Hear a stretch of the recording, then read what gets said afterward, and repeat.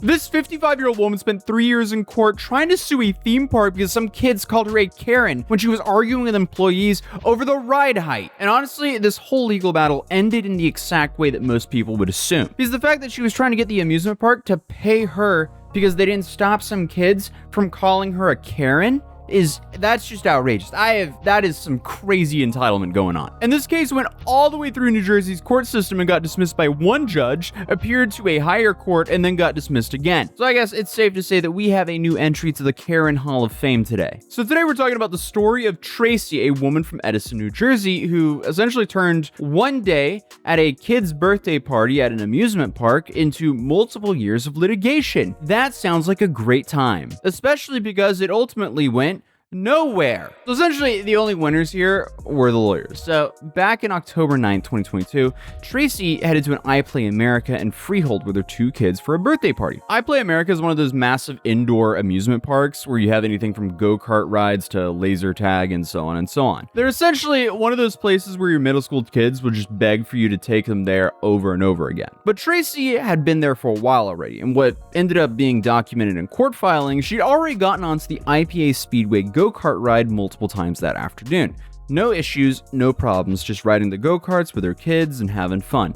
But then she went back for another round and suddenly they stopped her. They were like, wait a second, the height here doesn't match up, you shouldn't be on the ride. And instead of going, oh, my bad, I'll let the kids play, she decided to stand there and argue with the employees. Now, I guess from Tracy's perspective, this felt random and out of place and that they were targeting her for some reason. Because in her mind, she wrote it multiple times, why are they stopping her now? So she then spent quite a bit of time explaining that to the employees, and then they had to call the manager. And obviously, while all of this was happening, they had to stop the ride. The line got longer and longer, and then, this is a park that's, predominantly has like elementary and middle schooler kids, so obviously they're not happy about suddenly not being able to go onto a ride because of some old middle-aged woman holding up the ride for a bunch of kids, and it's a kids ride, so obviously the kids weren't very happy about that, so they started heckling her.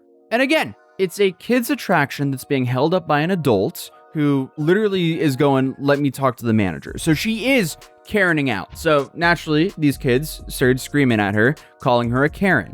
She didn't like that. She really didn't like that because clearly this went all the way to court. So the complaint alleges that they called her a white and a Karen. Now, is that right to do? Absolutely not. But they're kids. They're being held up by a Karen. So after continuously going back and forth with the employee and the manager for way too long, she finally got her final no. Unfortunately, Tracy could no longer ride the go-kart, which means now she had to leave, and the only way out was going through the line where all the kids were heckling her, and that was extremely humiliating for her, according to her legal complaint. So because Tracy had to do the walk of shame past the children, the lawsuit would describe that as she was terribly embarrassed and humiliated by the whole experience, particularly because her children saw her getting treated that way. Obviously, that's not pleasant, but hey, let's be real here. If you're riding a kid's ride over and over again, and they suddenly say, oh, yeah, sorry, you're actually not within the height requirements for this ride, I feel like any adult would be like, oh, my bad. Hey, kids, I'll wait right here and watch you guys have fun. It really doesn't have to be that hard. But according to Tracy's version of the events in the complaint, the iPlay American staff basically stood by and let all this heckling happen without stepping in and trying to stop it. Is this really what the lawsuit is about? Not only a lawsuit, but she also appealed. Ma'am, they aren't their parents. No borderline minimum wage worker is going to pull up and be your knight in shining armor against a mob of kids who literally cannot get on the ride because you're busy calling for the manager to come because you're not satisfied that you can't get onto a kid's ride. It's not like these kids were physically attacking her either, so this isn't really a security issue. This is literally just them verbally heckling her because she was holding up the ride because she was literally calling for a manager. She was being a Karen. Come on. What was she expecting the iPlay people to be doing here? And also, why is this such a big deal? It's kids. Kids just say things. They don't have a filter. I was literally snowboarding today and some kid on the lift was like, I feel like you could have gotten a cooler snowboard. And I'm like, yeah, I probably could have, honestly. And I looked over at his and I'm like, oh yeah, that's a pretty cool snowboard. I don't know. That was really the whole altercation. I was like, well, you have a cool snowboard. And he went, thank you. It wasn't deep. I didn't take offense to it. I didn't sue the ski lift company or the ski resort for letting some kid heckle me like that without them stepping in. Like, it doesn't make sense. This is just, this is goofy. This is beyond goofy. But hey, obviously, Tracy went so far overboard because, like, normally, right, if this happens, you have a very uncomfortable experience at a place, you would leave an angry Google review, an angry Yelp review maybe, or call the manager after, you know, physically having a spat with them in person. You know, why not give them a call as well? But no, instead, she sued them. So on June 3rd, 2024, almost 2 full years after the incident, she filed a formal lawsuit against iPlay America in Middlesex County Superior Court. 2 years? So I thought the lawsuit ended 2 years afterwards. No, she waited 2 years to sue this place. Her legal complaint made 2 distinct arguments and why the theme park should be held liable for what happened. The first claim apparently focused on the height restriction itself. Tracy's position was that the employee was flat out wrong about her not meeting the requirements, and since she'd been allowed on the ride multiple times earlier that same day, denying her access was negligent. I still can't believe that she's bringing this to court 2 years after it happened. Come on. Okay, so here she argued the park had failed its duty to her as a paying customer. Hold up. Okay, so maybe you spent like what? You and your 3 kids, maybe you spent like $300 that day. And now you're gonna spend like thousands of dollars on a lawsuit? But the second claim was about the children, because Tracy argued that iPlay America had breached its duty of care by failing to intervene when those children started verbally harassing her. So here her position was essentially that theme parks have a responsibility to maintain not just a physically safe environment, but also to protect guests from verbal abuse from other patrons. And I guess by standing by while kids hurled insults at her, the park had dropped the ball in that front. So essentially, she's trying to argue here that businesses have a legal obligation to police the behavior of their customers towards each other. And I guess if they fail to do so, they should be financially responsible for the emotional harm. Ma'am, you're being heckled for being a Karen, and then you're going straight to the top of the Hall of Fame of Karens with this one. Actually, no, I will do a Hall of Fame of Karens video very soon, because there are a whole lot of Karens that we've covered here on this channel, and we need to rank them. Let's be real.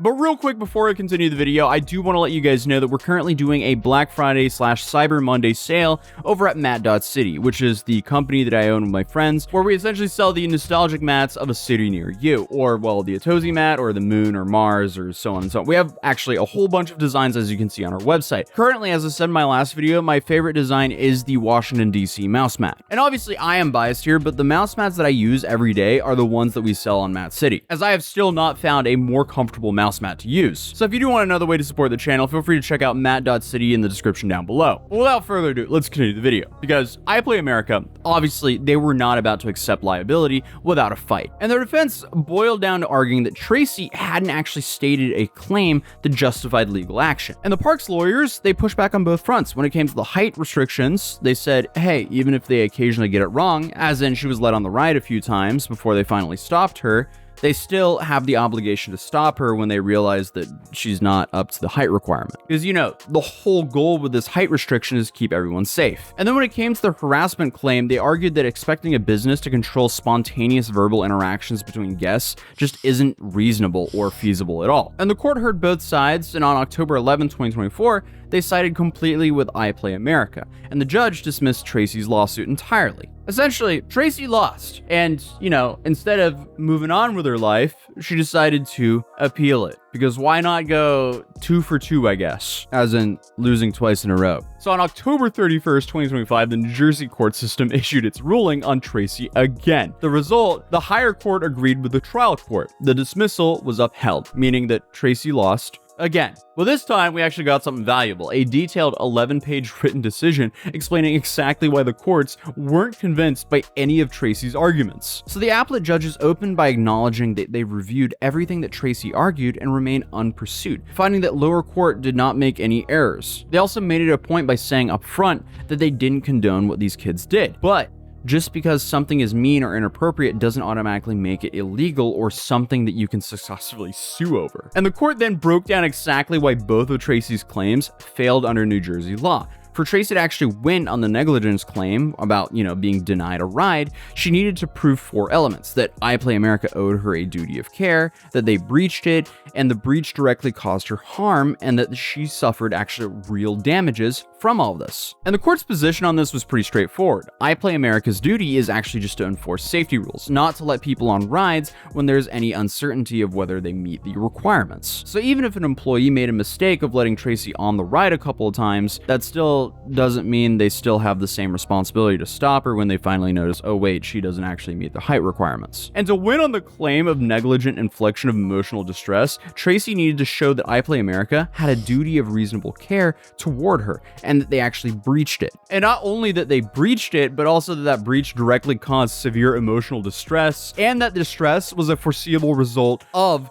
their actions. So there's a lot to prove here. Obviously, the court found several problems with that theory. First, they said it wasn't reasonably foreseeable that denying someone a ride based on height would lead them to getting verbally attacked by an impatient kid in line. If anything, it was foreseeable that an adult held up a kid's ride made for kids that had a whole line of kids behind you wouldn't get any reaction from the kids waiting in line behind you. Like, come on, that's very foreseeable. But essentially, the court emphasized a fundamental limitation. I Play America didn't have control over what those random children in line were yelling at her.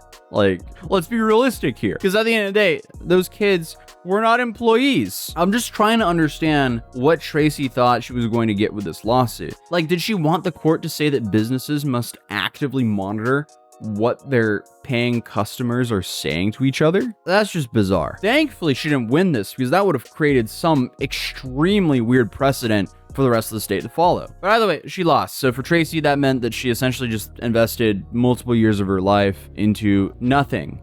If anything, it was extremely foreseeable that this was the outcome of this lawsuit. And, just the fact that she's suing a business because a kid called her a Karen is literally the most Karen thing that I've ever seen happen. But at least this is where the whole saga ends for now. Other than that, if you're new here, feel free to subscribe, drop a like if you enjoyed this video, and hey, again, feel free to check out matt.city in the description down below and in the pinned comments. But other than that, I'll see you guys in the next video. Peace.